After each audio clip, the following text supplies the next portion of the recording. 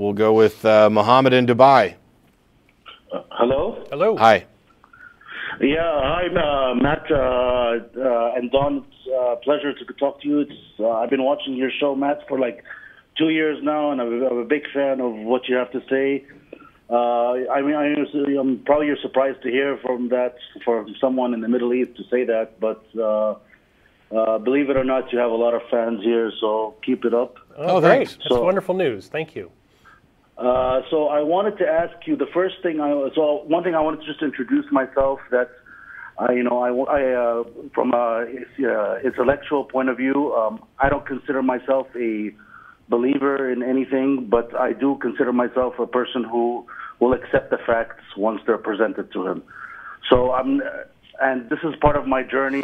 So I was initially, before I was like a very conservative Muslim, and then I grew out of that, and when I studied evolution and Darwinism and science and educated myself, so I understand how the world works. But the thing is that I come from a part of the world which is very conservative in their religious views. Mm-hmm. Okay, so my question is that one, do you think that the current state of affairs, especially in the U.S. media, and especially like Fox News and Bill O'Reilly and and the likes, and how they're portraying Muslims and Islam, and as well as Bill Maher, who's considered a leftist, the statements they're making. Now, I agree. I'm not denying that there's problems and terrorism and violence and all that, but when they associate these problems with a culture and with an entire group of people, of 1.5 billion people, do you think that this is inherent to the culture and the religion itself, or do you think that first this of all, I part of the U.S. agenda and part of the the U.S. Propaganda machine to pump up the Americans, in their attacks against the Middle East?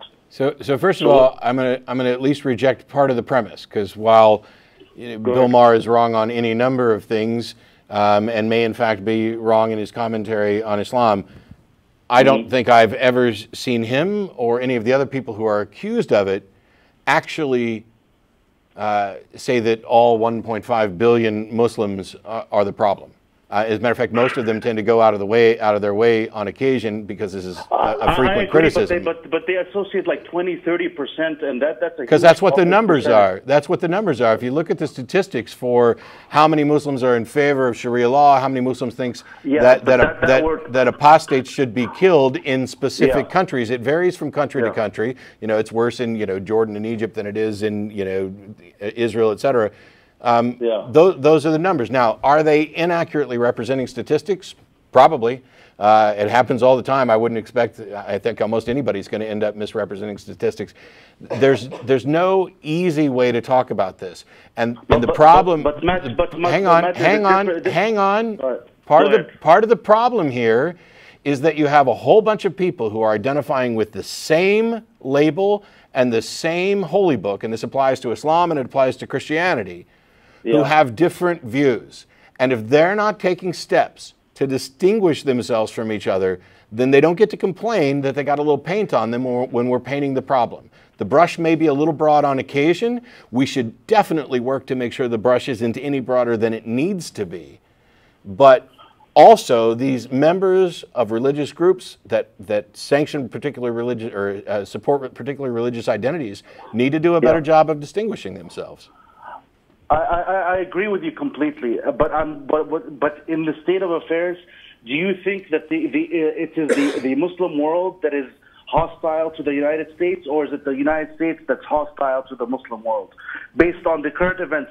Forget about history, and I know there's bloodshed on religions on all parts. I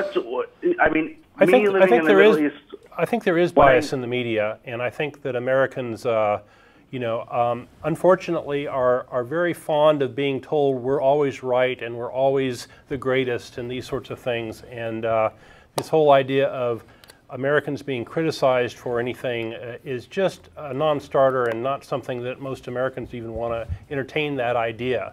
And that's a failing of Americans, I think. And our media reflects that. Fortunately, with the internet and with other media sources like Al Jazeera is a fine news source. It's well worth looking into, and we have that here, and we can get another perspective. And another problem I think is that Americans just don't travel and don't get out of the United States and see what the world's like. Fine. When the president of the United States condemns actions of ISIS and how they killed the journalists, which I condemn equally as much, and everybody in the Middle East would equally condemn. Everybody in the Middle East would equally condemn? Absolutely, absolutely. I just find that to be the most patently absurd. You're exaggerating. I don't want to say everybody. I would say the vast majority. Let me retract. I'd be happier with that as your personal estimation than you trying to plant a flag on everybody. But when the president, when the murders took place of these, I'm sure you've heard of them, the Barakat kids, the wife and the sister and her husband. Not a comment from the president of the United States on this. And these are American citizens killed on American soil for hate, for obvious.